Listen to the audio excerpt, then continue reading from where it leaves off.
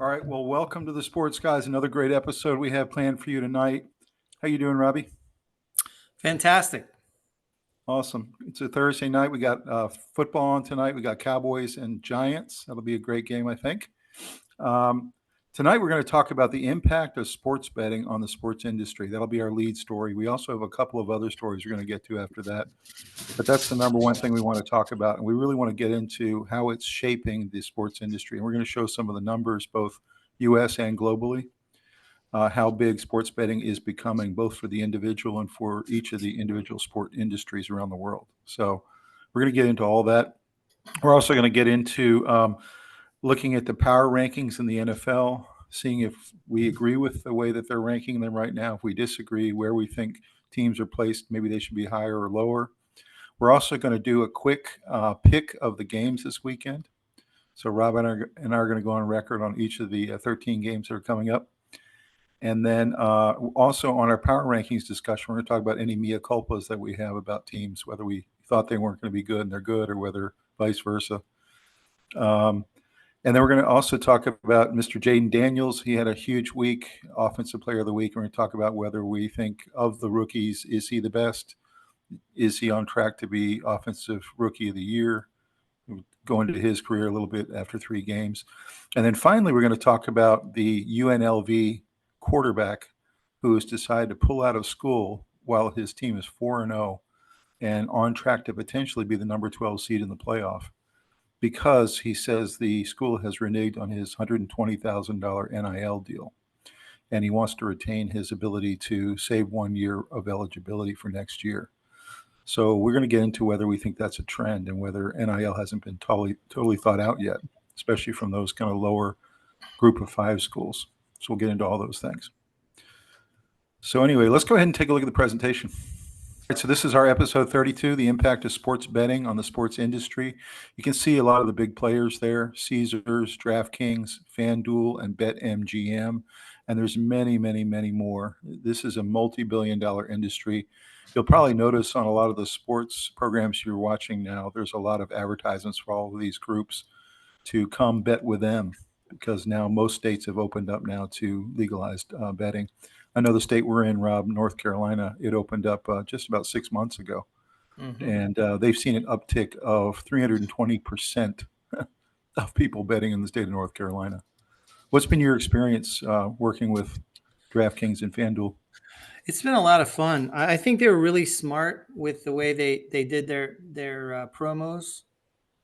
They offered a lot of cool deals. If you sign up with us, we'll give you $250 free to spend, and a whole bunch of put in $5 and win 50 if you win the game. And so they did a lot to get people excited and get them used to using the apps and getting the kinks worked out. And it's been a lot of fun using it. I dabble, so I'm not a big sports gambler, but it's a lot of fun. I use all 3, DraftKings, FanDuel, and Caesars, that are on the screen right here. I'd say I lean more towards FanDuel usually, but all 3 have been pretty fun with their original promos. I joined all 3 originally to get their promos. And I think wasn't it like $100 match or something like that, or $200 something match? Like they had different matches, they had different bonuses, and they did a really good job of every week they come out with some different, and they popped it right at March Madness, which was brilliant, because that's the most things you can bet on right away. So I just think they rolled it out really well, and it's been interesting to watch. I haven't been super active over the summer, but now, of course, now that the NFL is back, I'm more interested, and I'm definitely gonna, now that preseason hockey has started, this starts to be the best time of year for sports. No doubt. One of the top two best. You got baseball heading into playoffs, and you got NBA training camps about to crank up. Yeah. Matter of fact, I wore my Hornets shirt tonight to signify the beginning of training camp on the NBA side. So I've had the same experience. I've tried Caesars and DraftKings. I settled on DraftKings. I like their app a lot better compared to the other ones here. And I didn't really want to use multiple apps, so I stuck with DraftKings, and I've had fun with it. You know, I'll bet $25 here, $25 there. It's very low stakes. It's fun. it gives a little bit of excitement to the game, kind of like fantasy does. Whenever we do fantasy football, you end up following players on teams that you might not otherwise follow. And that's the same thing with the sports betting, if you keep it within limits, of course. It can Yeah. be fun, it can be additive, and you can watch a game that maybe you wouldn't watch otherwise. So I think overall, the way sports betting is going and getting so much larger and increasing every year, it does increase the amount of interaction between the fans and the sports themselves. Oh, no question. That was And one of the largest impacts, is that the consumption of sports actually went up, which surprised a lot of the experts. They thought that it would not have much impact because they thought the people who'd get involved in the sports betting were already sports right, fanatics. But right. it's actually brought people in to watch games that they put $10 down on because they're not big gamblers. But now they're going to watch Cincinnati play Baltimore, or they're going to watch some game that's not in their region and they may not care about too much, or they'll follow it even though it's not on TV. They'll watch it on an app that allows them to keep track of the game. So it has actually impacted pretty dramatically the consumption of sports, which I didn't think sports consumption could go up much more, but it is. So It's interesting sports, because the Vegas is so good at pegging the number, the spread, and also the over/under. They're so good at it that I watch it pretty closely when I'm looking at the scores every week, and they're within half a point or a point almost every time. Every once in a while, they get one wrong, but I just don't know how they do it. They must have the most incredible research to constantly peg it so that essentially they get the same amount of action on both sides of the number. This is really what they're going for, so that they are left with the 3% juice in the middle. It's basically what they're looking for. So have you noticed that Vegas is just incredibly accurate at handicapping these games? more often than not, they're absolutely right on. When they say something's 3.5, it's usually a 3-point game or a 4-point game. It's kind of incredible. It is. And when they say over under, like they'll do these random numbers in college, over under 68 or something. Yeah. And you're like, how would they even know that? And then it comes in, 67 points. You're like, oh, my goodness. And another thing that's hilarious is Incredible. all the conspiracy theories that flow from each game. Where I saw one yesterday that Patrick Mahomes it was an over under of 11 yards rushing, I think it was. And he was at 24 yards. And when he went to go do kneel downs, instead of kneeling down and backing up, he was walking backwards 5 yards, 6 yards, and it was one of the worst bad beats there was, like in a long time. He walked his That way is funny. backwards into rushing for 10 yards instead of 11, but he Oh was my at gosh. 24 with seconds left. And so that's just funny because that's conspiracy theory. Somebody made a call from Vegas, and So now they think there's point shaving. yeah, that's not happening. But it's just funny to listen to these guys who pour their energy into making the case, and it's kind of hilarious. That's funny. I do wonder though how much is going on, because I can't imagine that sports is completely clean of corruption. It's I not, can't imagine that when there's billions of dollars on the line. but it never was. And I don't know that sports gambling has made it worse, because there was always sports gambling. It's just now that it's legal.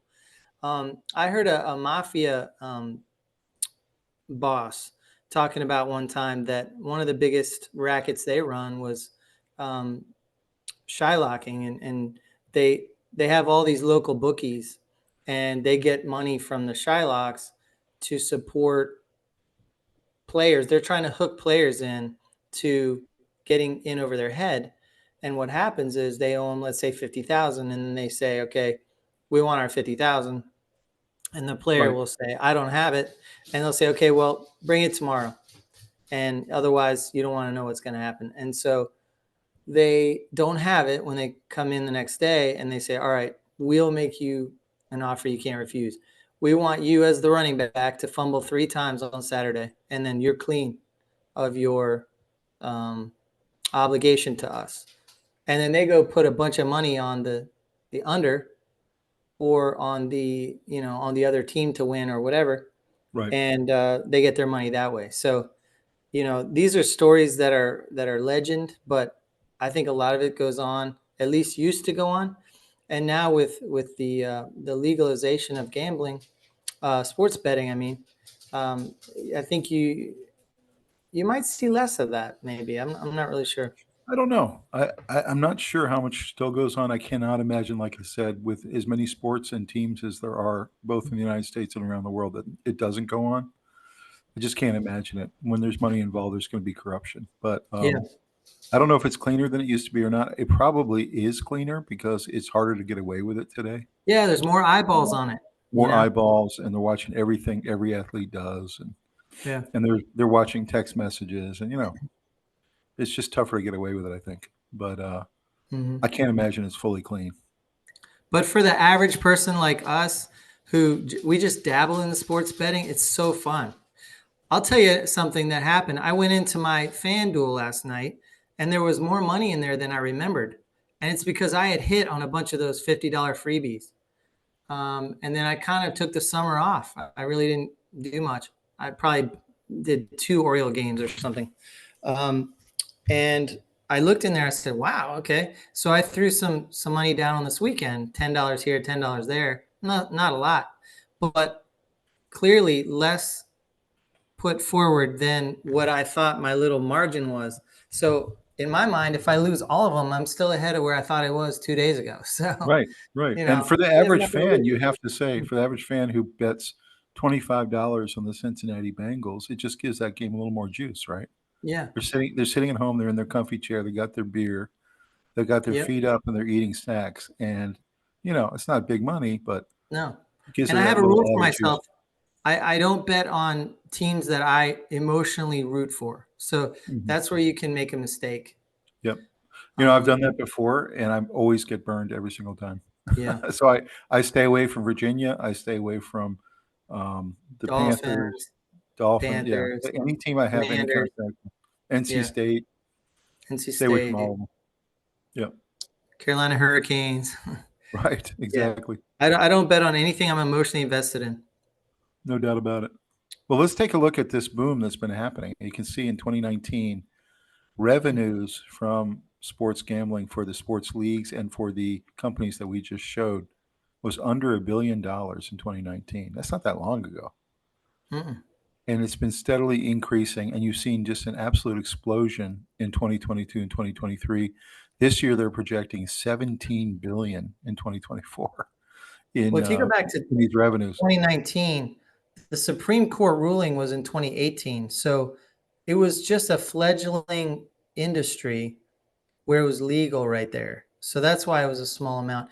Vegas was always had a large sports book and sports gambling operation, but it wasn't nationwide, Mhm, So mhm. this is when it started to take off, and it's been really exploding. You can see the gross gaming revenue is the total amount people wagered minus the players' winnings. So essentially, people wagered in 2023 about $120 billion on legal sports gambling, not illegal. Mhm. So if you counted the illegal, I don't know what that number would be, but right now it's 120 billion in 2023, and of that, 10 billion goes, almost 11 billion goes to the companies that we were just talking about, the Mhm. legal companies, the casinos, etc. And in 2024, they're projecting 17 billion will be the profit. So you can see why about half of the commercials you see on games now are these companies advertising, Yeah, right? and not just games. On a lot of the podcasts we watch, the sports podcasts, a lot of them are doing the product placement, product endorsement of Right. one or more of these. So that's So then interesting. They've really gotten into the sports podcast market. so then guess what happens? This revenue gets pumped back into advertisements. And where does the advertisements goes? It goes to the franchises, it goes to the owners, and eventually trickles down to the players. So the Mhm. players are getting more and more of their salaries that they want and higher escalating salaries because there's more and more money in the industry because of this sports gambling. So it has a huge impact. Right. Well, I mean, you look at the salary cap in the NFL, and it just escalates beyond what you can imagine. It was 70 million this year. It escalated in 1 year. So, It's I mean, outrageous. I know. And So a lot of that's TV revenue, to be honest. that's right. That's right. But these companies are pumping in a lot of that TV revenue advertising. That's what So, I'm saying. That's you what know, I'm saying. So it's a huge tranche of money flowing back into the TV where they can turn around and have bigger contracts with the sports leagues. this trickles down to Fox Sports. Then Fox Sports pays the NFL. Then the NFL pays the owners. Then the owners pay the players. Right. So it's a trickle down effect. The more revenue out there, the more it trickles down to everybody. So what are your thoughts about where is this going? I mean, is there any stop to the growth of this new fledgling industry? Or is it just going to be up, Um, up, up? I don't think anything is forever, but I think something could derail it, but I don't think we're close. We're not close to this the ceiling here. Not even. I mean, it's just starting to explode. Let me put it that way. The Yeah, explosion is just beginning. it feels like you're right. 2019, 2020, that was kind of the beginning of it. And now it's just boom. I mean, because almost every state has legalized it. Mm-hmm. And, you don't have to go to Vegas anymore to put a sports bet down. You can do it on your couch in your home state. And Yep. so 38 states have legalized it, and I think there's more on the way. I think the states that sat on the sideline are going to see the amount of revenue they're losing out on, and people will leave their state to go place bets, and they know that they're late to the party. I think they're going to join eventually. no question. So let's look at the global market. This was pretty astounding to me. You have a 10% increase in the global market the last couple of years too. You have a total of 106 billion global. This is all outside the United States. So the United States bets about the same as the rest of the world, which is pretty incredible. But still, that's pretty big growth and pretty big revenue in terms of the sports market overseas. Most of it, by the way, going to soccer bets. Mm-hmm. And what surprised me, the number 2 betting in the global markets is cricket. Well, that's not surprising. I was like, wow. It's the Apparently, a second lot of biggest people sport in bet the on world. cricket. Yeah. So cricket and soccer are the 2 biggest bet outside the United Mhm. States. Yeah. You can see some of the key players there on the left. These are the big players that play in the global markets, mainly for soccer and cricket, but some other things, horse I racing. wonder what Flutter Entertainment does. What are they? Good question. I don't know. Hmm. Very good question. You can see the different markets that are included here. You have the offline market, which would be like casinos. You have the online market, which are some of these key players there on the left. Mm-hmm. But the growth is tremendous here. And, I think they'll probably see the same kind of growth we're seeing in the United States, maybe a little bit less, but certainly this is a big part of the international market as well. So any thoughts about, let's take a minute and talk about what are the pros and cons of sports betting and the impact it has on the sports market. What are some of the pros and cons you can think of? Well, pros, obviously, if you're injecting this much economic activity into your country, you're going to see a growth of job creation, the supporting industries around this, Tax revenues will increase. casinos, tax revenues. And then they say that obviously some of that goes to schools. And so when you flood a community with money from something like this, a lot of good comes from that. You can turn it into good things. In addition to that, I think it allows things to come out of the shadows. It kind of gets rid of a black market, which tends to have an organized crime element where people start getting hurt when they enforce that stuff. So anytime you can shine light on things, it tends to sort of disinfect it from the problems that are associated with it to an extent. And then you are left with some of the negatives for sure, but they're not bigger negatives than what it was when it was done all illegally and under the. Yeah, I mean, but the negatives, of course, are mental health, addiction, Yep. Yep. the impact it has on your family, your marriage. Yep. If you gamble your family life savings away, you're unable to send your kids to college or something like that. Yeah, they've done studies that for every dollar gambled, they've proven that it's $2 that the family saves less in investing in the market and in their retirement. So there are some negative studies that show that the family saves less when you have a very active gambling person in that scenario. But I think a lot of this is new, and I think some of this stuff was going on, and they weren't really able to quantify it because it was all under the table, I wonder, unless you were in Vegas. I wonder what percentage of people have the addiction gene. You know, for some people, it's just not good to get into anything like this or drinking or drugs Right. or, Well, sex it's or triggered by the porn. same place of your brain as drugs, porn, Right. alcohol. All those things have a lot of the same, dopamine So kick. clearly, those people should not even touch this. They shouldn't even do a $10 bet, right? I mean, Right. they really should stay away from it. Right. Those Because kind they of people. lose control. So the question is, how do you keep it within the responsible person who's just a law-abiding citizen who wants to place $25 on the Dallas Cowboys? Most So people can go have a beer on a Friday night and some wings and watch a game. Some people can't have one. They can't stop. They can't stop themselves. So, we don't make alcohol illegal because some people genetically can't that's stop. that's a really good argument. Yep. So, we need to look at those people. How do we help them? How do we help them stay clean from alcohol, and or how do we help them stay clean from gambling? You need family support. You need to make some important decisions for yourself on how you're going to live your life and what you're not going to allow into your life. And then the rest of the people will be like myself, where you don't touch it for months on end, and you throw a $10 bet down, and then you watch that game that weekend. It was extra juice. It was kind of extra fun. Mhm. And then if you lose it, no, well, it was $10. I think how you have Alcoholics Anonymous and all that kind of stuff. These are groups Yeah, that support, and they have Gamblers Anonymous. And they of have those course. groups. But Yeah, they've always had those. maybe we need to invest more in those a little bit in every city, because then Yeah. you can segment out the people that can't handle it and let the law-abiding person who's just a sports fan Yeah, I think do each what they state want to do. should start some projects and some beta tests, and then everyone should copy the ones that work really well. Mhm. Just like, a lot of the federalism stuff that we have now.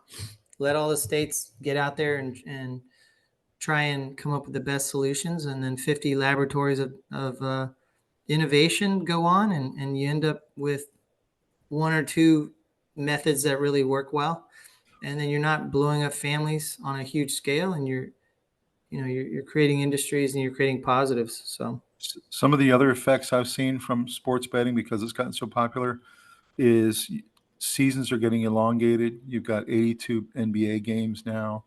You've got NFL has gone to 17 games. We're thinking about going to 18. You've got the college game now. There's literally a game every single night. They've got games on like Tuesday night and Wednesday night and Thursday night, Friday night, Saturday night. Every night they want to have games so that bettors have something to bet on. and with realignment, they've improved the quality of the product. That's right. So And the NFL is the same way. Kansas City is the first team ever that's going to play a game on 5 different days of the week. And it's because they want to provide constant entertainment to the public. Entertainment being both visually and also the ability to bet on the games. So that's a huge impact that I've seen from sports betting. Have you noticed that? Yeah, absolutely. The elongation of games and also the putting of games on random days that weren't there before. Yeah, there'll be a weird Tuesday night game. What? And I know the teams don't like it. The coaches Or don't like it. Wednesday night. The athletes complain about it, because they want to have Yeah, time it for the it body throws to them off heal. their routine. Yeah, even the Thursday night games they don't like because it Thursday doesn't give night, them yeah. that full week. It's not enough time for their body to recover. So that's one of the impacts I've really seen. The other one is, of course, you and I went to Vegas last year in April for your birthday, and you can see the impact on the sports books in every single major casino, and some of the new ones that are coming out with the big, massive screens, with the anticipation that people will sit in there all day long watching college football. And it's just having a huge impact. Everything's being shaped around it. I'll tell you, the sports book, that gives it a lot of juice. It's so much energy. People are yelling, when there's a big play, you hear a huge roar out of the sports book. It's just a lot of fun. It is fun. It's It is a fun. lot of As fun. long as you're playing with money that you can afford to lose, it's a really fun thing. So what do you think can be done to monitor and make sure that the corruption doesn't come into the sports? You had your Chicago 1913 situation where they caught those guys shaving runs for money. And we've had some point shaving situations in the NFL and college football over the years, but not too much. In the Mafia example I gave, he said, look, if you have a great player at quarterback and he throws 3 picks and it's really out of the ordinary for him, I guarantee you he's in some kind of trouble. So I don't know how true that is, but as far as keeping out the negative influences, I think the more open you are with all these things, the more sunshine you shine on it, the more we'll be able to regulate ourselves. Apparently, they did a study. 16% of people who are sports betting have clinical criteria for gambling disorder, and 13% showed some signs of gambling problems. So Okay. 16% is pretty high. Right. So I think the goal should be to identify things early and have treatments and get to where maybe they can track the level of losing somebody's doing somehow, the companies, and they can do a big recommendation that you go get some help or something. I don't know. I think this is where we need 50 different laboratories of innovation going. And they created the 21 years old to drink age compared to the Right. rest of the world because they felt like people are still kind of kids until they get to that age. They haven't matured yet. I think that same age should be for sports betting as well. Probably. They're just not a 17-year-old kid. First of all, doesn't have much money in the first place, but if they did, Mm-mm. they're not very responsible. They're not going to make Yeah, good they're not decisions. responsible, and they'll get in financial trouble a lot quicker. Yeah. So yeah, I agree. I think putting some age restriction on it makes sense. And I Oh, you don't think want you don't want your boys gambling at 18. You know what I mean? no, It's just not. no, they don't have $10 to throw down on something. They're trying to come out of their youthful years where they have had maybe a little side job where they get a little paycheck for $80 a week or something. Mhm. And that's going to pay their car insurance or whatever. And, you know, they're Some trying other to learn the value of money. You don't want to teach them about gambling until they're fully grown adults. some other impacts I've seen are kind of the win at all cost culture. That's impacting things like you and I've talked a lot about in Sports Guys episodes of past, how quarterbacks in the NFL are being rushed to Yep. play because teams are desperate for their franchise quarterback. A lot of that trickles down from this kind of win at all cost culture. Plus, I've got to cover the spread. I'm Alabama. I got to Mhm. win every game by 40 so I can make it to college football playoff. So I think all of it's kind of mashed together in kind of one big soup right now. Yeah, I think it's really early in the process. I mean, it's really only been legal for, I guess, 6 years nationally. So we don't really have a great impact study that tells us where this is headed. But of course, we have the working model of Las Vegas for a long time. But Mhm. that's a really special place where people would fly in from all over the world. It's not exactly the same thing as you can't extrapolate that out to the rest of the country. You Then have, use all the studies they have from there. I think you have more possibility of corruption happening in the college game because you've got kids that aren't getting paid, or if they're getting paid NIL, it's not very much. Yeah. And a lot of those kids come from broken homes or maybe not very good circumstances.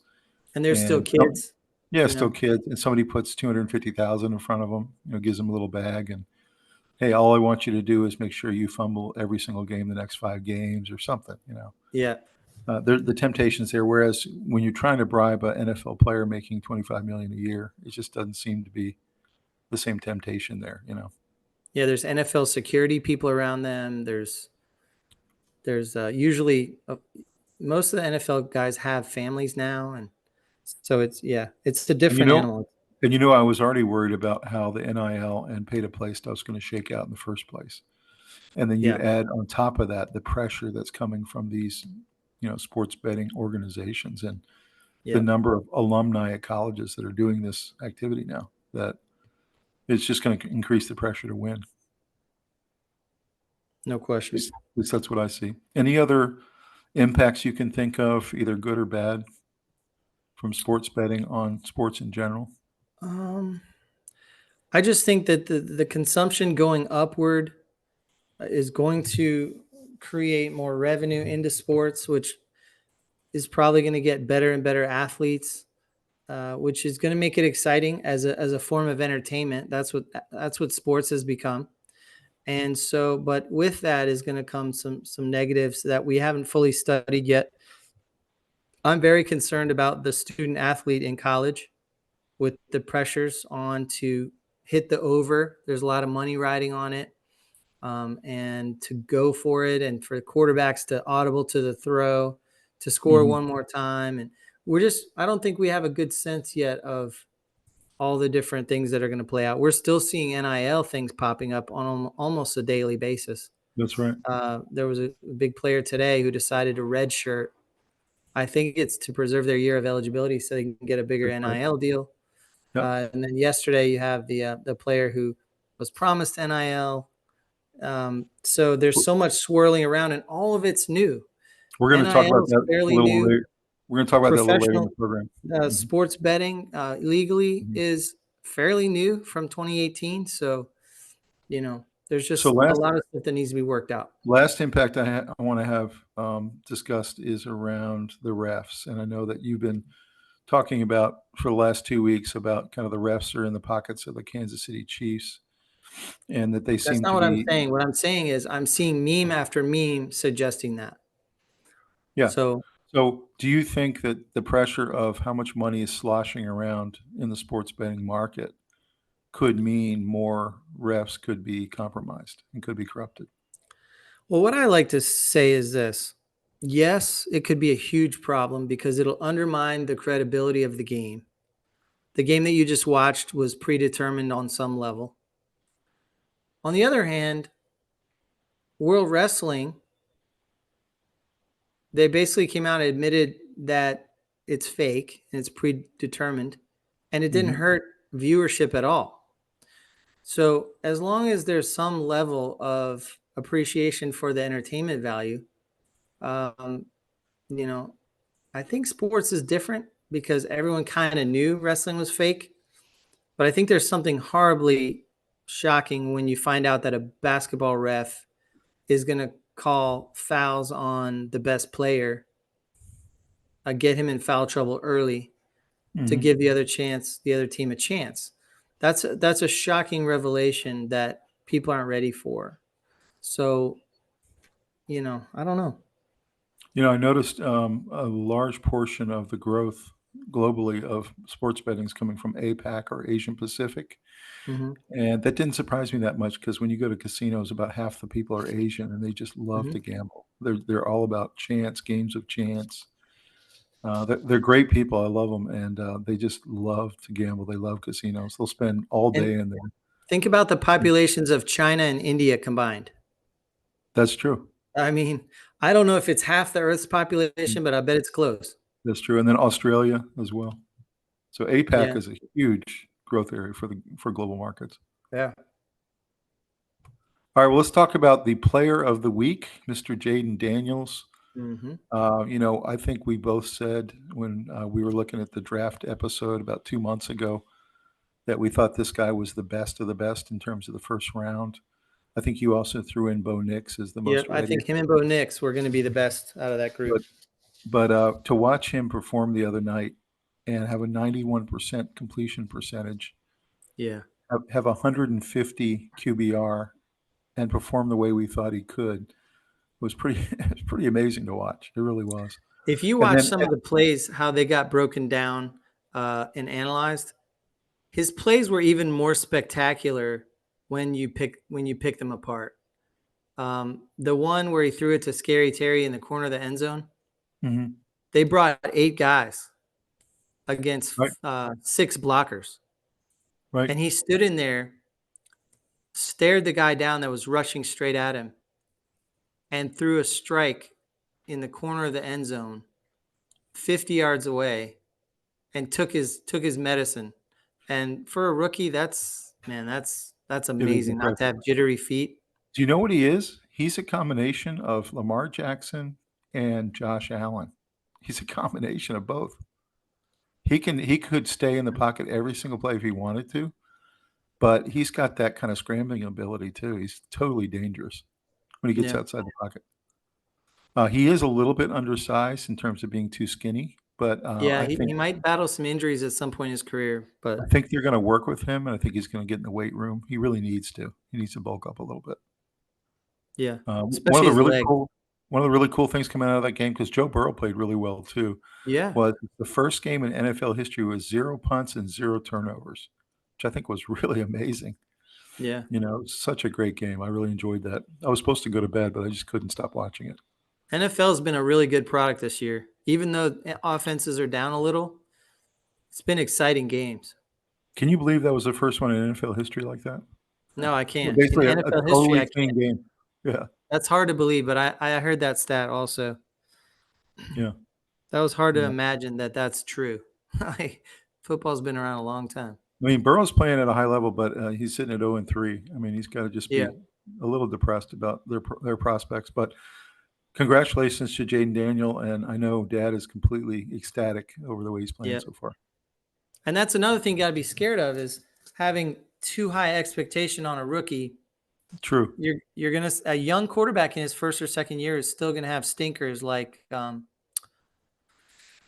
Texans had last week, and you're gonna have some stinkers still. It's Um, true. and so you got to make sure that you're not letting a good performance make your expectations rise too quickly, too much. That's right. Keep it in check and realize that Washington's going to try and fight for a playoff spot, but there's no guarantees. It's not like they're going to win the division most likely. So I think they'll get the wild card. I feel I pretty think good so about too. I said that I thought so in our it. Mhm. preview, but I think it's going to be close, and they're going to be on the road the whole way. And Yeah. but the Eagles, don't exactly look amazing. They're the strongest team in that I division. don't know. I believe in Jaden, man. He's got some He kind of was a that great pick. He it was a factor. great pick. Let's talk about two different power rankings. The first one is Week 4. This is the rankings according to Fox NFL Podcast. They've got Kansas City 1, sitting at 3-0. They've got the Bills at 2, sitting at 3-0. They've got the Lions at 3. They've got the Eagles at 4, Ravens at 5, Texans at 6, even though they're 2-1. They dropped a couple spots. Green Bay at 7, winning 2 games in a row with Malik Willis. San Francisco went down 4 spots to 8. Jets at 9. I'm not sure about that. That seems a little high for the Jets. Jets too high. Saints dropped up 1 position to 10. You got the Vikings at 11. I think that's a little low, actually. Low. Yep. Seahawks at 12. The Bucks at 13. Steelers at 14. I think that's low. Because they're just so solid this year. Bengals at 15 at 0-3. I can't imagine why they're still that high, but anyway. Yeah. They're not a great team. They're just Dallas has lost 2 in a row yeah. at home, so they've been plummeting. They're down to 16 now. LA at 17. They're just kind of like that 500 team, but one that you don't really want to play. But they're pretty banged up right now. They have a lot of injuries. Washington is rising quite a bit after that big win against the Bengals. The Falcons sitting kind of middle of the pack at 19. Cleveland's been precipitately dropping. They were at 6 in the preseason. They're all the way down to 20 now. Cardinals at 21. Again, kind of a lower end team, but one that you don't really want to play. They're kind of dangerous. The Chargers moving their way up the charts, 22. Bears have dropped every single week. because they continue to play pretty poorly. They're at 23. Broncos 24 with a rookie quarterback. You got the Colts, maybe the most disappointing team this year. The Colts. Everyone thought that they were going to be a kind of a sexy playoff team, sitting at 25. Giants 26, Jags 27, Dolphins 28 without a quarterback. The Panthers were 32 last week. They went up 3 spots because of their big win. Raiders dropping to 30. Patriots at 31, which is kind of where I thought they'd be, and then Titans at 32. So I agree with those last two for sure. So what are your thoughts about, and just looking back at your predictions before the season, we would talk about this in week 4 and where our mea culpas were. Mea culpas, my Dolphins are really bad without a quarterback. So they need to come way down, which I think that's probably about right. The Bills, I got to do a mea culpa. They're a much better team than I anticipated. I would say I still think that 2 is way too high for the Bills. I know a lot of people are putting them at 2. I think the Lions beat them. I think the Eagles beat them. I think the Ravens beat them. I think that the Texans and the Packers probably beat them. I think they're somewhere. The Bills and the Niners beat them. So I think they're somewhere around 8. They've played great against really weak teams so far, and they've been running the ball really well. I think I'd like to see what happens with this team when Josh Allen is facing 9 in the box, and he has to beat them with a mediocre receiving core.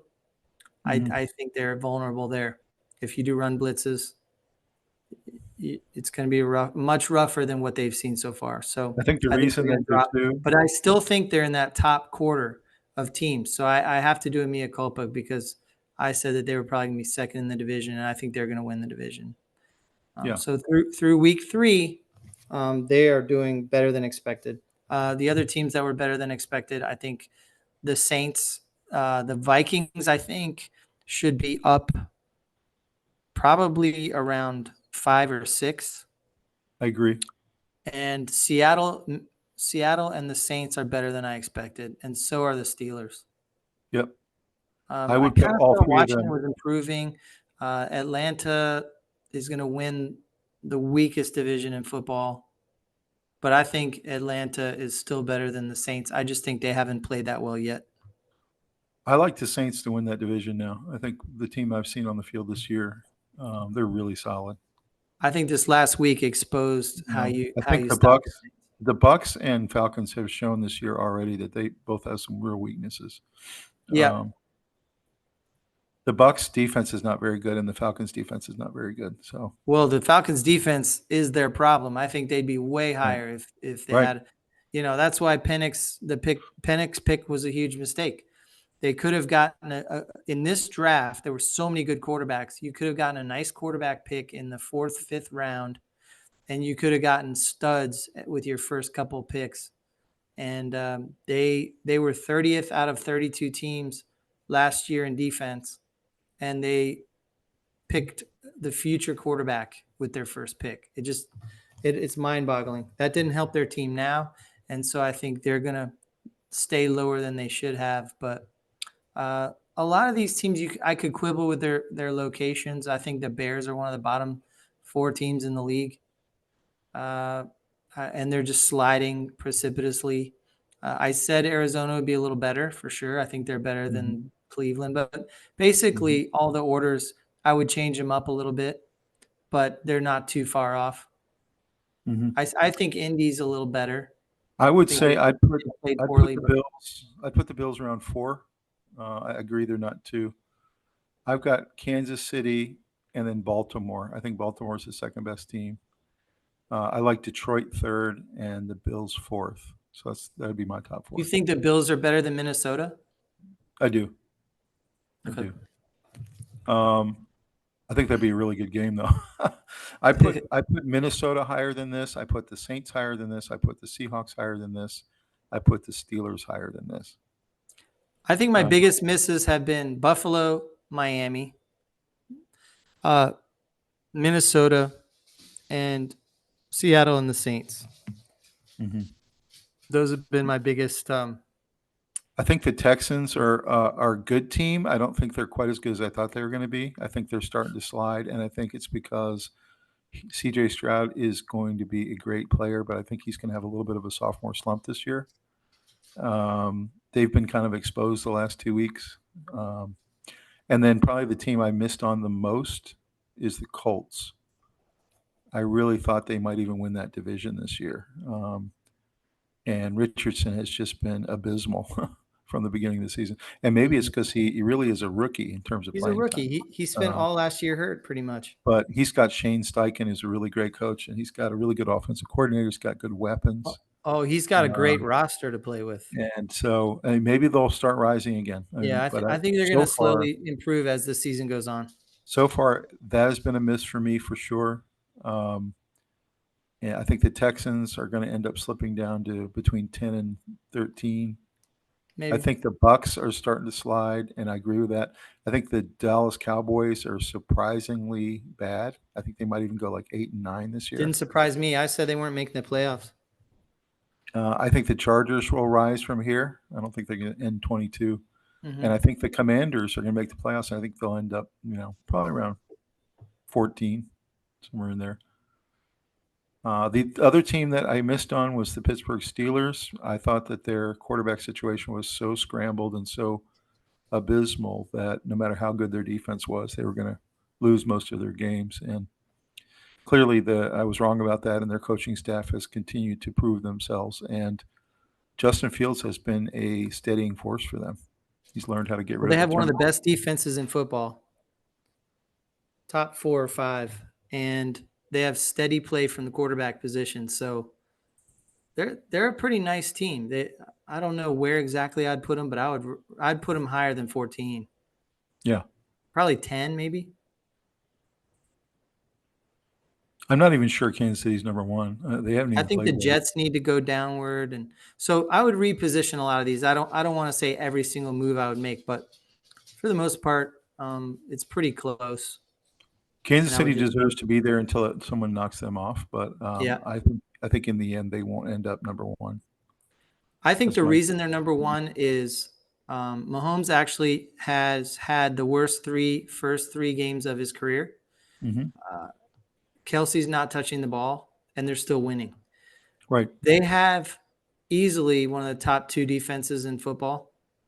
They have the best coach in football, the best offensive mind, and the best quarterback in football, who's not playing great right now, and they're winning. So imagine if they start to put it all together, start to get Kelsey the ball, and they're able to continue to play great defense. Their defense is amazing too. That's part of why. It's a dangerous team. Yeah, the defense is really good. Well, let's talk about the QB power rankings. I'm sure you don't agree with this. You got Josh Allen now ranked 1 over Patrick Mahomes, 2, Lamar 3, Brock Purdy 4, CJ Stroud 5, Joe Burrow 6, Matt Stafford 7, Justin Herbert 8, Jalen Hurts 9, and Sam Darnold slips into the number 10 spot. So what of these do you have a beef with? I would drop Allen a little bit, but not a lot. I think he is one of the top QBs. I love using him in a run-first offense. I think he's got an incredible weapon with his legs. I think that their offense is James Cook. He's got James Cook to hand the ball to. That's the big difference this year. But I think when they're going to need to throw, they're going to be limited. I think you can cover those wide receivers one-on-one. So I think they let a lot of talented players go, and I think they got rid of some headaches in the locker room, which is going to make them a nicer team. But I think they're going to, when they hit the playoff wall, it's going to be tough. I think it's tough. But he's impressed me this year. He's playing well against relatively weak teams. We'll see over the next 3 weeks if his numbers and stats and things slip a little. I think they're going to, but I still put him in the top 4. I probably put him. I think Brock Purdy has done more with less. I don't know. He's probably 4. Mahomes 1, Jackson 2, Purdy 3, and Allen 4. And then I would put Burrow 5 and CJ Stroud 6, and then I would leave the rest of them like that. I agree. Burrow is 5. I agree with that. So I would put Mahomes first. I'd put Allen second. I'd put Purdy third. And I'd put Lamar fourth. Mm-hmm. And then I've got Joe Burrow fifth. Yeah, that's And about CJ what I Stroud would do. sixth.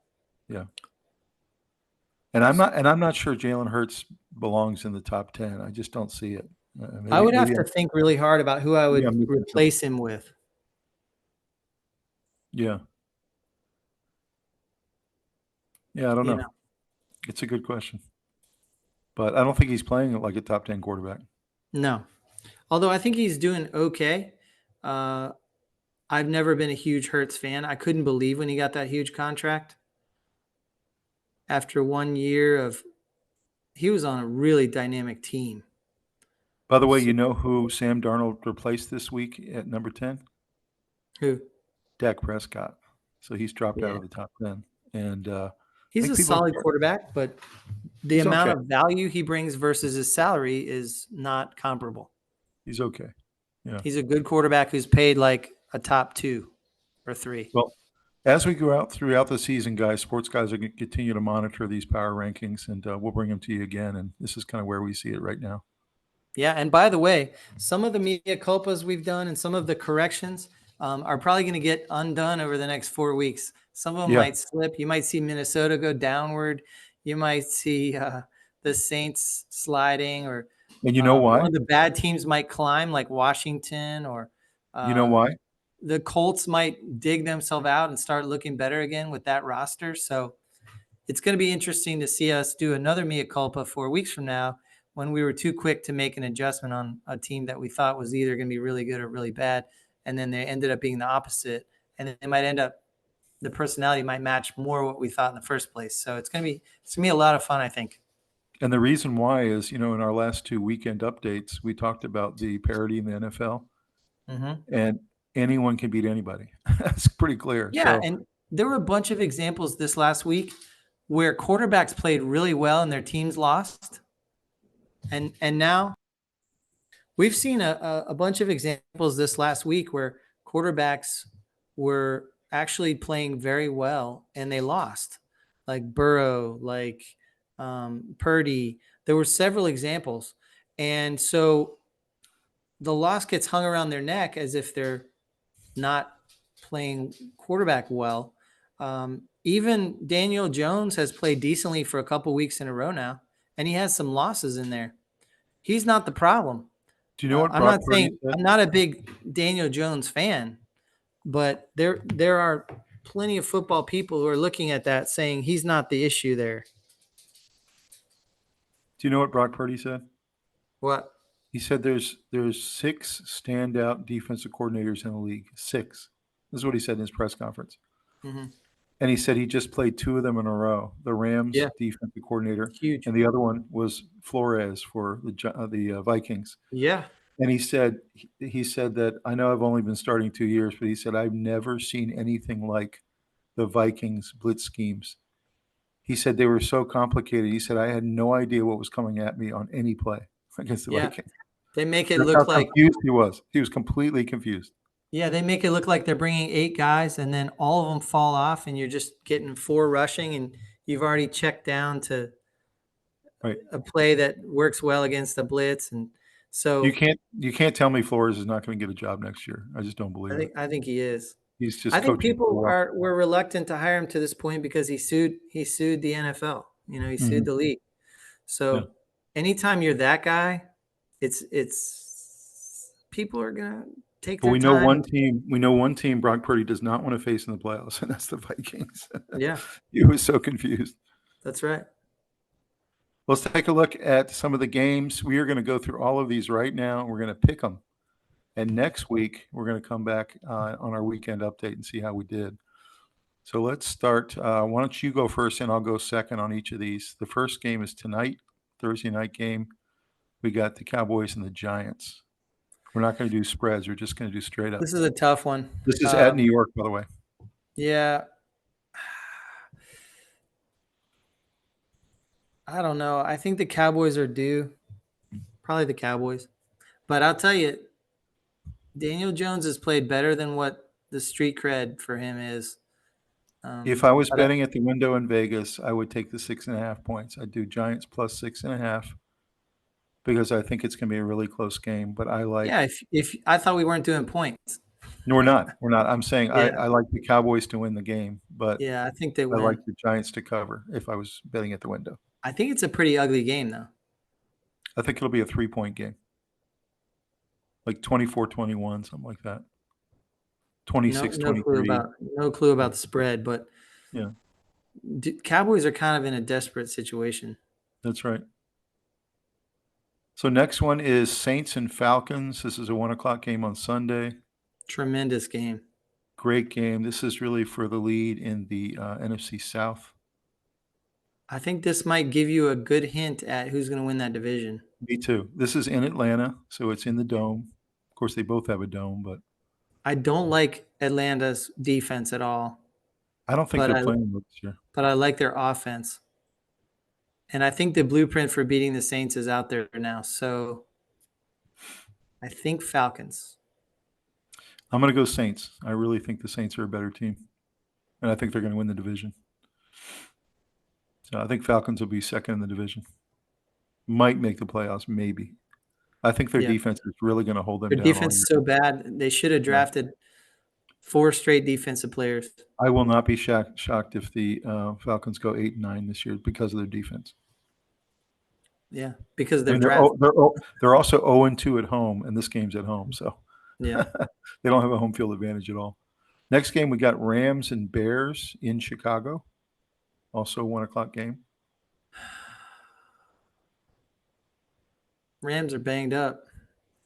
They are, but they're They're playing the Bears. They're the better team, but They they're are the banged better up. team. You might have. Chicago. I Chicago think the Soldier Bears Field will might be pull the good. upset. The You think Bears so? might upset them.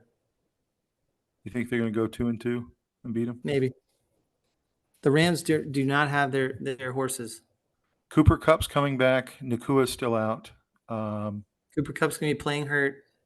He's been playing hurt. I like the Rams. I'm sorry. I can't. Yeah. The coaching mismatch there is so huge with McVay. I agree. And here, I think McVay's great, and I think that the Rams give me the Rams are the better team. 27-21. I think they'll edge them by a touchdown. Maybe so. I just think this might be one of those. It could be one of those parity games where the Bears might not win it. The Bears might not win again for another 6 weeks. Will it be shocking on our weekend update on Monday that we're talking about a Bears edging out the Rams? No, it will not be shocking. Next one is a 4:05 game. This is the Patriots at the 49ers in San Francisco. 49ers desperate for a win. Kittle's coming back. Debo's coming back. So some of the weapons are coming back. It shouldn't be close. I think 49ers by 2 touchdowns. That's what I think. Patriots can't score. Niners. Yeah. Patriots literally can't score this year. Steelers, Colts. This is in Indianapolis in the Dome. Colts also desperate for a win. Steelers playing really good ball. I'll tell you, the Colts roster is great, but I think defense travels and Steelers are going to win. One of these weeks, though, the Colts are going to play great and shock everybody and beat somebody. Yeah. And the Steelers don't score a lot of points. So if they let the Colts hang around, I like the Colts. If the Colts get off to a big lead, that's the scary part. Give me Colts 24, Steelers 21. I think Colts are actually going to win this game. It says nothing about the Steelers. It just means the Colts are really desperate for a win. So you're picking the Steelers? Okay. I think that defense can be a nightmare for Richardson. Next one is Chiefs-Chargers. This is a 4:25 game, late Sunday afternoon. This is in Los Angeles. Chiefs-Chargers. Okay, Chiefs. I agree. Chargers aren't ready. I think they're going to start getting the ball into Kelsey's hands a little more this week. And Mahomes is a magician. He'll pull it out at the end no matter what. And Chiefs have the best defense in the league. Eagles, Buccaneers, 1 o'clock game. Eagles. Why Eagles? I think their defense starting to show a little bit of flashes, and I think their offense is starting to click a little bit. They're getting AJ Brown back, so I just think they have a little too much going. I think Baker will have a better game. They're going to score way more than 7 points. So Buccaneers will be better on the offensive side of the ball. I think, though, that the Buccaneers defense has been so disappointing, along with the Falcons, that there's no way I can pick them against the Eagles. I think the Eagles will beat them by at least a field goal. Yep. I got the Eagles. Broncos and Jets in New York.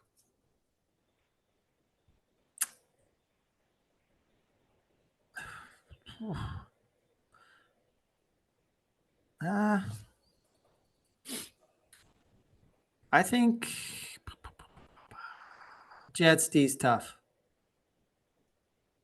I cannot imagine Bo Nix, a rookie, against that defense, which is one of the top 4 defenses in the league, going into New York and beating a Hall of Fame quarterback. I just don't see that. I'm not going to be shocked, though, if Bo Nix starts looking like the guy this week. So, do I think that it'll be close? Yes.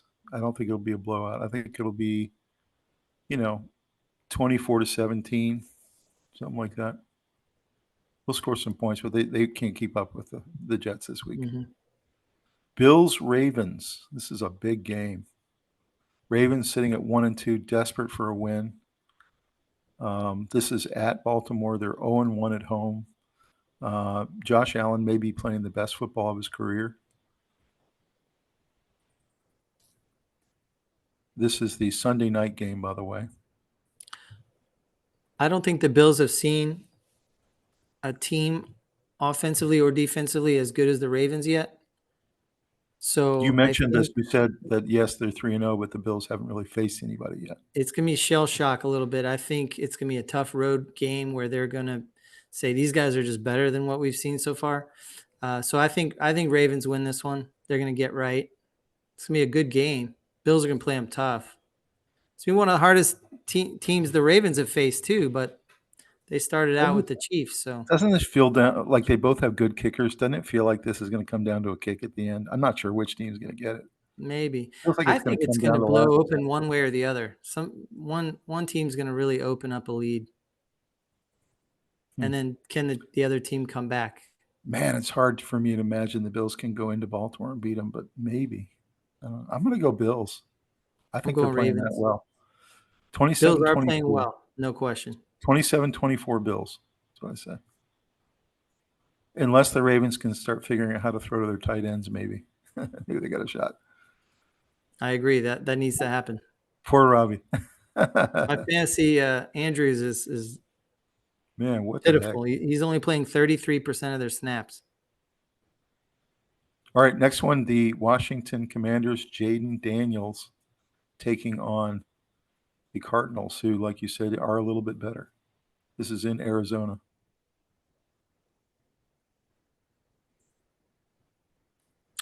I think Commanders, but it's kind of a 50-50. I like how the Commanders are playing right now. They're playing in control. They're not turning the ball over. Defense is a little better than I thought. It's not great, but it's a little better than I thought. They can run the ball. I think Jaden Daniels will make one more play to win this game. I agree. I think they'll win it by 3 points. So give me the Commanders. We got the winless Bengals against the Panthers in Charlotte, 1 o'clock on Sunday. Panthers coming off their first win in a long time. And Bengals obviously have to have a win in this game.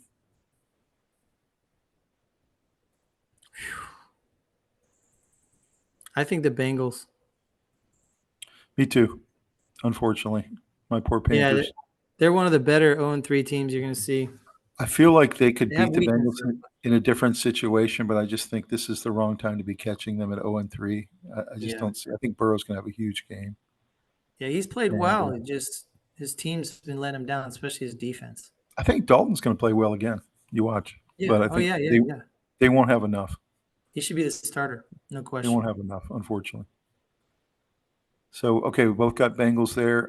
Browns going into Las Vegas to play the Raiders. I think the Raiders are going to take that one. Yeah, the Browns are totally dysfunctional right now. Yeah, they're a head scratcher. I like the Raiders too. I think they're going to be all over them. Yeah. Jaguars and Texans. This is in Houston. Texans coming off a bad loss. Houston, I think they get right this week. I don't think the Jaguars could really beat anybody right now. Maybe the The Giants. Jaguars have slipped in a lot of areas on their They're playing roster. so badly. Yeah. Yeah. I mean, Bills blew them out by 4 touchdowns. Yeah. Yeah, I got the Texans for sure. Then we have a really cool second slate in a row with 2 Monday night games. We got the Titans and the Dolphins playing in the Toilet Bowl in Miami. Mm-hmm. Skylar Thompson against Will Levis.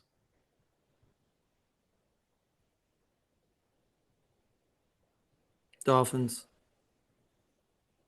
On a last-second safety. Dolphins. Phew, man. Don't you feel like the Titans are due, though? Yeah. I think they're going to try and – both teams are going to try and lose it. The Dolphins are definitely going to get more than 3 points this week. I will say that. The only way the Dolphins win this game, because the quarterback plays so bad, is they need about three or 4 turnovers. They need a couple turnovers, and they need a Shane to go crazy. Yeah. So I'm gonna go Dolphins. I think they edge it out. I think it's gonna be a really low scoring kind of it's going to be not a very good game. 13-10, that kind of thing. Dolphins edge them out by a field goal. Mm-hmm. And then we got the nightcap on Monday night, the Seahawks and the Lions. This is a great game. This is a great one. Really great game. Yeah. I think the Lions. Me too. I think the Seahawks have greatly improved, but I don't think they're ready for the Lions. By the way, you and I both did not mention the Seahawks very much in our power rankings, but they're definitely a surprise team for me this year. They're playing well. Oh, no, I said so. I put them at the bottom of their division. They're playing well. Yeah, I thought the Rams were going to be better. Obviously, I thought the Niners were going to be better. And I put the Seahawks at the bottom, and that was completely wrong so far. I like the Lions, too. I think the Lions are the better team. They're at home. They're going to get it done. Mm-hmm. All right, so our last story of the night is this UNLV quarterback. You mentioned it and teased it a little bit earlier, sitting out the rest of the season due to unfulfilled commitments around NIL. There's a picture of him carrying the ball right there. His name is Matthew Sluka. He announced that he's going to step away from the team in order to retain his final season of eligibility after a dispute with the school over payments for his name, image, and likeness. He had been promised $120,000 this year, and now he's claiming that the team is revoking that promise. They're sitting ranked number 23. A lot of people have predicted them as maybe being able to slip into the 12-team playoff as the number 12 team. We've never seen anything like this before, where a guy's playing this well for an undefeated team that has a chance to go to the playoffs and essentially steps away because he's not getting his NIL money. Mm-hmm. What are your thoughts on this situation? Is this going to be a trend? Is this kind of a nightmare for college football? How are we going to get ourselves out of this? So a lot of times these things happen and we overreact to them. But I do think this is a trend in that they're going to recognize that student athletes need to be protected by not receiving a bunch of verbal commitments, but that there needs to be a centralized location for all these NIL deals. There has to be a place you can go to, a file cabinet for each conference or something like that. And they need to be able to go in and see that, yes, they do owe him $100,000 because it's on this contract right here. The contracts are going to have to be a lot more formalized and centralized and more standardized. So that was 3 things there. that sound alike. I think that this is a trend because a lot of teams are going to foresee this problem, and they're going to want to make sure they're doing the right things, protecting themselves. He could probably sue the school You probably and could. make this a big embarrassing thing, step away from the program. Me personally, I don't know what was said to make him believe he was due $100,000. Yeah. Maybe he was, maybe he wasn't. But a lot of teams are going to proactively say, we need to make sure it's all in writing, everything in writing. So if it's not in writing, it doesn't exist. So you think that's what comes out of this, is that the contracts are getting enforced and actually signed? Yep. Almost like Everything a needs to be, pro contract. it needs to be very obvious, very public. What is maybe not even public, but where a commissioner of a league is able to pull up any player in the conference and look at the contract. Well, the reason this is a mess is because the offensive coordinator apparently made the promise. And now he's pointing the finger at the coach, and the coach is saying, no, I didn't promise it. You promised it. No, I didn't do it. You did it. And so it's kind of a mess because the UNLV staff can't figure it out. It's pretty easy to avoid this mess, though. Yeah. Everything's in writing. Give it to me in writing, and I will come to your school. And but do you see this coming more often, where schools are going to run into these situations where they don't? I don't, because I think schools are going to be proactive about it. They're going to say, oh, no, everything is into writing now. So I think that's going to be the offshoot of this. Is the system needs a lot of regulation and structure. And I think this is the kind of example that the structure is going to mitigate. Because I feel like when we did the two episodes, one with Jackson Moore as the kicker for App State and his father, Brad, a couple weeks later, we talked a lot about NIL, but I don't think we really anticipated this situation. We always assumed that if a player signs an NIL deal with a school or with a booster club that's doing it on behalf of the school, they would always follow through with the payments. But you just said signs a deal. Right. This was a verbal commitment. Verbal, yeah. So I guess they're going to force teams to put in place documents. If you're paying a player, it has to be in writing what you're paying them and how much you owe them for them to go to your school or something like that. There'll be some legislation that comes out or some rules that each conference is going to come out with. This will be fairly easy to fix, I think. But I do think it shows a glaring problem in the system that it's currently.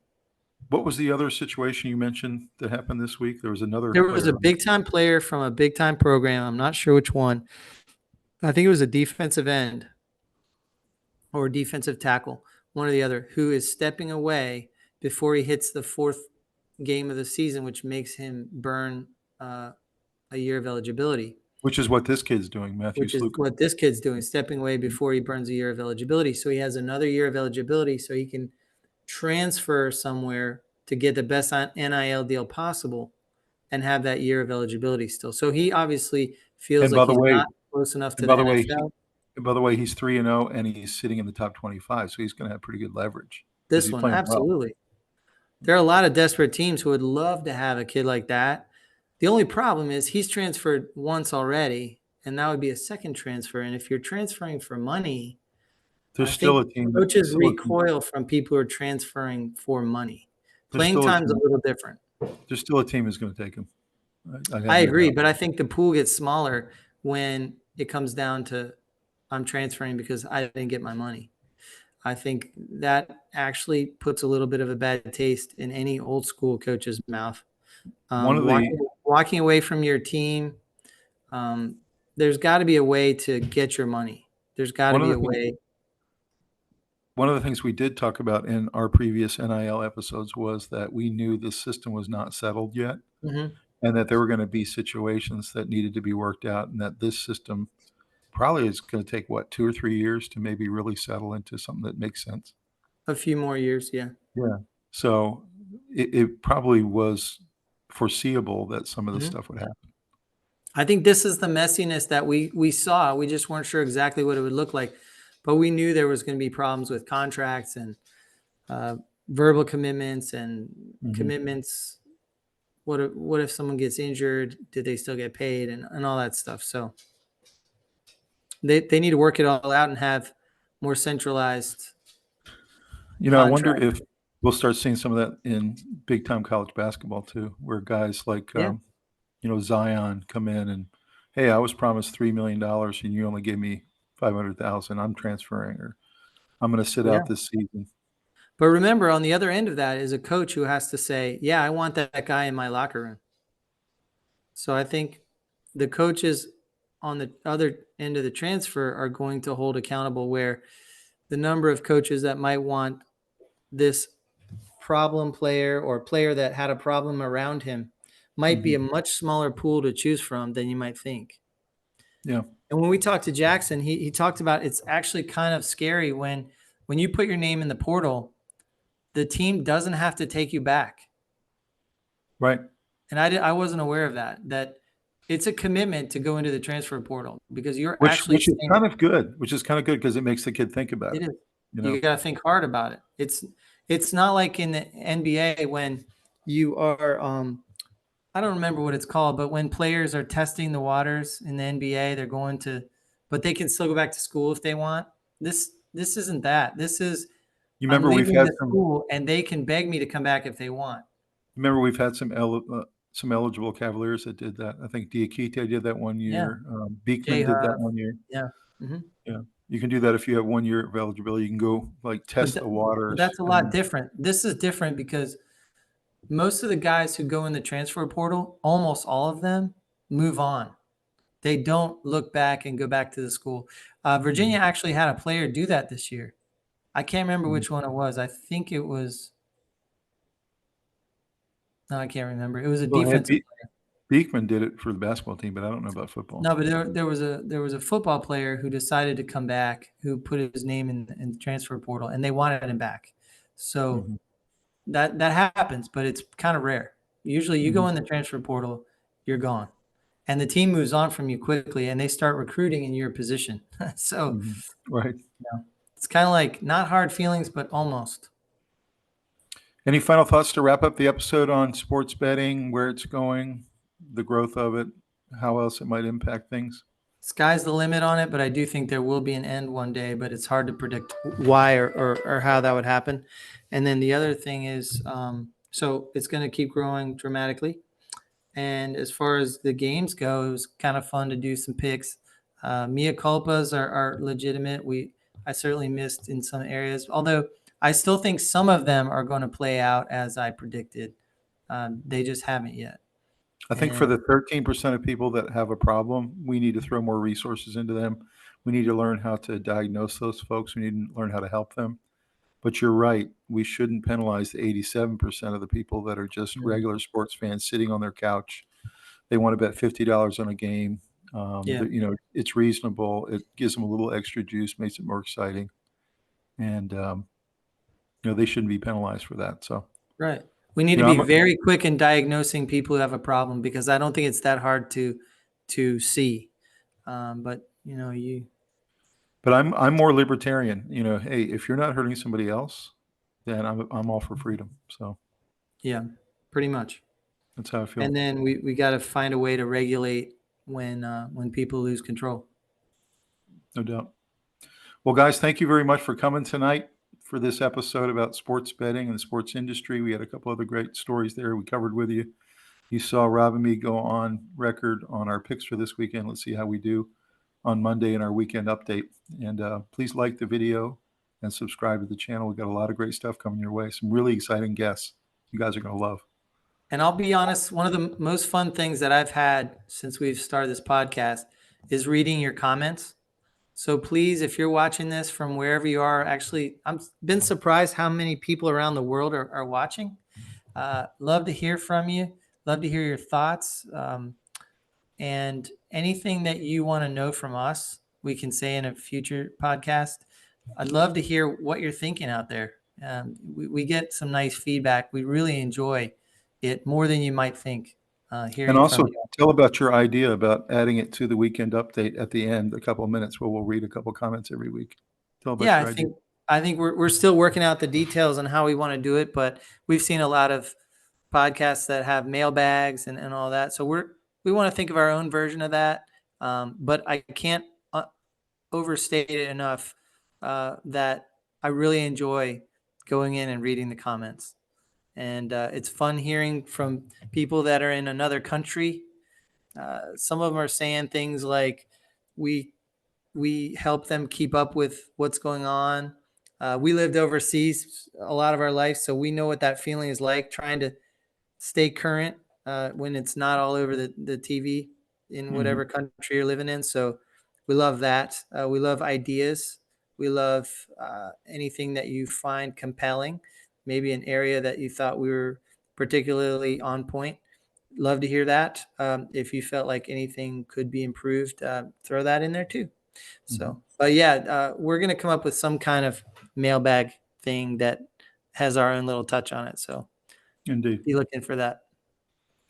All right, guys. Well, everyone have a great evening, and we'll see you next time on the Sports Guys. Take care.